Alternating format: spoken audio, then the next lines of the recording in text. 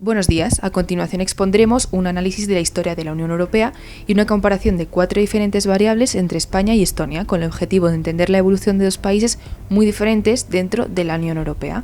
La idea de unidad apareció en 1950. Se propuso una reconciliación con Alemania y la puesta en común de una autoridad supranacional para la producción de carbón y acero. Al año siguiente, 6 países firmarían el Tratado de París constitutivo de la CECA, hasta que en el 57 firmaron los tratados de Roma, creándose la Comunidad Económica Europea. El segundo tratado establece la Comunidad Europea de la Energía Atómica, y alrededor del 65 se fusionan todas las instituciones. Los cambios y los acuerdos hechos en la comunidad mejoraron la economía y dieron lugar a una nueva ola de solicitudes de adhesión. Al final de las dictaduras de Portugal, Grecia y España, en torno al 77, se solicita la adhesión a la comunidad, siendo en el 81 Grecia la primera que se incorpora. No será hasta el 86 que España y Portugal se unirán, y en 1992 se firma el Tratado de Maastricht. La Comunidad Económica Europea se crea y establece nuevos poderes. Y en el 95 la Unión Europea contará ya con 15 miembros. En 1995, ese mismo año, entra en vigor el Acuerdo de Schengen.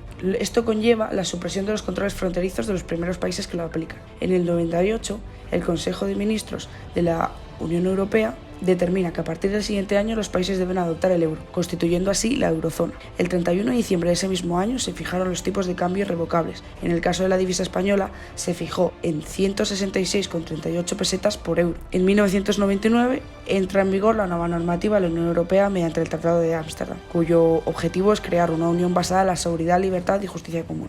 Luego dio lugar la crisis del marco alemán, que se vio provocada por la obligación de cumplir las condiciones de convergencia definidas en el Tratado de Maastricht. Para alcanzar una unión monetaria desencadenó un proceso de crisis en el sistema. Esto afectó a España al poco tiempo, ya que la peseta se devaluó un 5% y meses después vuelve a ser devaluada. Tiempo después nos encontramos con la crisis del petróleo, que es un problema que tiene que enfrentar la Unión Europea desde 1993, y la clave es la inestabilidad de los precios. La caída de los precios hasta los $10 por barril y el aumento de la demanda dan lugar a una inversión repentina en la tendencia de los precios.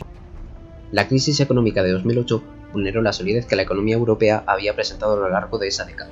El desequilibrio económico de los países del sur de Europa provocó que las agencias calificadoras incrementaran el riesgo de sus deudas soberanas, lo que a su vez repercutió en un debilitamiento de la moneda europea. La crisis financiera, inmobiliaria y fiscal de los Estados Unidos afectó sustancialmente a la Unión Europea. Ello se evidenció a partir de una depreciación del euro respecto al dólar, a finales de 2008 y principios de 2009. A partir de la flexibilización de los criterios de Maastricht, así como del impacto del gasto ejercido por programas de apoyo gubernamentales, el euro y la economía europea volvieron a fortalecerse, pero solo durante 2009. La crisis fiscal de Grecia provocó nuevamente la caída del euro de los mercados bursátiles europeos en el primer trimestre de 2010. En el caso de España, el Eurogrupo concedió el 9 de junio de 2012 una línea de crédito al país de hasta 100.000 millones de euros, de ayuda directa a los bancos debido al desequilibrio de los balances de las entidades financieras por culpa de la burbuja inmobiliaria. El caso español de ayuda financiera es diferente a los modelos griego, portugués, irlandés y chipriota, puesto que no se rescató a toda la economía del país. Durante el 2014 se crea el Mecanismo Único de Supervisión, el Mecanismo Único de Resolución, además de crear un fondo de garantía de depósitos que, en caso de quiebra bancaria, protege los ahorros de los depositantes. El 1 de enero de 2016 empezó a operar el BOC, que actúa en búsqueda de la recuperación y resolución de entidades de crédito y empresas de servicios próximas a una situación de inviabilidad, que fue el encargado de intervenir el 7 de junio de 2017 al Banco Popular. El 23 de junio de 2016 dio lugar el referéndum en el que se votó la salida de la Unión Europea por parte de los británicos, con una victoria del 51,9% a favor. Después del referéndum había dos escenarios posibles, siendo el primero una salida no pactada, en la cual Reino Unido y la Unión Europea se impondrían aranceles mutuos y terminarían con el libre comercio entre ellos, y es que al ser el Reino Unido el quinto socio comercial de España, un mayor proteccionismo podría mermar el número de exportaciones españolas. Tras prorrogar el fin de las negociaciones del 12 de abril de 2019 al 31 de enero del 2020, se llegó a un acuerdo de salida, teniendo que negociar nuevamente las condiciones, significando un Brexit duro, mayor proteccionismo y largas negociaciones de libre comercio. A partir del comienzo de las cuarentenas, se ha producido un shock de oferta en muchas economías, debido a las restricciones, además de un shock de demanda debido al empobrecimiento de los agentes económicos, que han dado lugar en España a las mayores tasas de inflación en décadas, un hundimiento del PIB del 11% y del 6,2% de la inversión.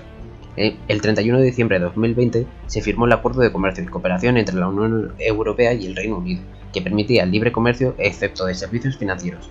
En cuanto a la recuperación de España desde la crisis, el Fondo Monetario Internacional prevé que España pueda volver a los niveles precrisis para 2023, aprovechando los 70.000 millones de transferencias a fondo perdido del plan de recuperación.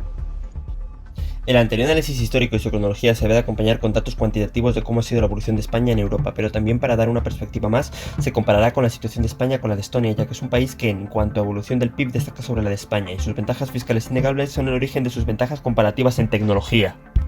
El siguiente gráfico, tomando datos de la Eurostat, recopila el PIB real per cápita de la UE27 haciendo el siguiente análisis. La convergencia puede obtenerse por un método de desviación típica que cuantifica qué tanto están alejados los valores respecto a los de su media. Los valores de la convergencia sigma expresan que en 2019 sigma es menor que en 1995, lo que expresa que sus PIB per cápita están más agrupados, a menor sigma más agrupación de los valores de una variable. En otras palabras, con el paso de los años, las diferencias en las cantidades del PIB per cápita de los países miembros se han acortado. Un segundo enfoque expresa qué tanto es el esfuerzo con el que avanzan los valores con menor cuantía para alcanzar a los de mayor. En el análisis de la convergencia beta consiste en evaluar si existe o no una relación inversa en la tasa de crecimiento de la variable analizada y su nivel inicial. Haciéndose esta aproximación gráfica se mostraría un modelo de regresión lineal de alfa más beta por lo que sigue. El gráfico muestra el proceso de convergencia del PIB per cápita en los países de la Unión Europea. Hay algunos países que presentaban altos niveles de PIB per cápita iniciales y han crecido por encima de la media, como Estonia, y en general los que tenían menores niveles de PIB per cápita iniciales, como en España, son los que han registrado un crecimiento considerablemente superior a la media comunitaria. A mayor beta negativo, mayor convergencia de los países integrantes. Los países pobres crecen más rápido que los ricos. Otro punto a analizar es cómo fluctúan las siguientes variables: población, desempleo y fuerza laboral. Respecto a la población, el gráfico expresado va desde 1960 a 2021 y expresa la evolución de la población por cada 1000 personas, con diferentes zooms. La población española desde 1980 registra fuertes caídas y en 1990 se produjo un pico de crecimiento histórico debido a la inmigración. En su conjunto, la población de España y Estonia palidece frente a la Unión Europea. Sin embargo, ya en 1960 la población española parte siendo 15 veces mayor que la de Estonia, y aunque en la actualidad ambas poblaciones hayan crecido, esta diferencia se ha estrechado, siendo España un país con una población de 47 millones de habitantes, siendo 9 veces la población de Estonia, que son de 5 millones. En relación a ello, otra variable muy importante a analizar sería el porcentaje de desempleados con respecto a su población activa, que como se ve en la gráfica, la evolución ha sido discontinua, tanto en España como en Estonia, y en el medio de la Unión Europea, un poco más llana. El énfasis se vuelve más interesante a partir de 2011, que es en el año en el que Estonia entra en la Unión Europea, donde se ve que una caída del porcentaje de desempleos tanto en España como en Estonia y en el resto de los países de la Unión Europea es un estándar, hasta en la actualidad alcanzar niveles estables. Para terminar con este bloque de población y empleo, otra variable de la fuerza laboral de cada país, para la mayoría de los países esta fuerza laboral se encuentra entre 0,4 y 0,5 en tanto por uno, es decir, la mitad de la población es fuerza laboral. Los datos revelan que la situación en Estonia en cuanto al mercado de trabajo es preferible que la de España y que a la media europea, ya que en el anterior gráfico los niveles de desempleo de Estonia estaban por debajo de los de España y la fuerza laboral de Estonia es mayor, mantenidos en estos niveles comentados, que las de muchos países. En España, los costes laborales unitarios crecieron un 30% entre el 2000 y 2009, empujados por el intenso crecimiento de los salarios que no fue compensado por un incremento de la productividad. Desde 2009, la moderación salarial, junto con la mejora en la productividad dada por la destrucción del empleo, frena el crecimiento de los costes laborales unitarios. Desde el 2000, los costes laborales unitarios en España han aumentado casi un 30% frente al 74,3% de Estonia, dándose esta gran diferencia por las tasas de variación medias anuales del salario medio de Estonia, del 4,66%, frente al menos 0,06% español. En cuanto a competitividad fiscal, Estonia encabeza la lista en el país más eficiente de toda la OCDE. El impuesto sobre sociedades en Estonia no solo grava un 20% de los beneficios generados por las empresas, sino que únicamente lo grava cuando son distribuidos a sus accionistas. El impuesto sobre la renta en Estonia disfruta de un tipo impositivo único en el IRPF de un 20%, es decir, que todos los trabajadores del país abonan el mismo tipo impositivo nominal. Estonia es un territorio tributalmente amigable hacia el ahorro y la inversión.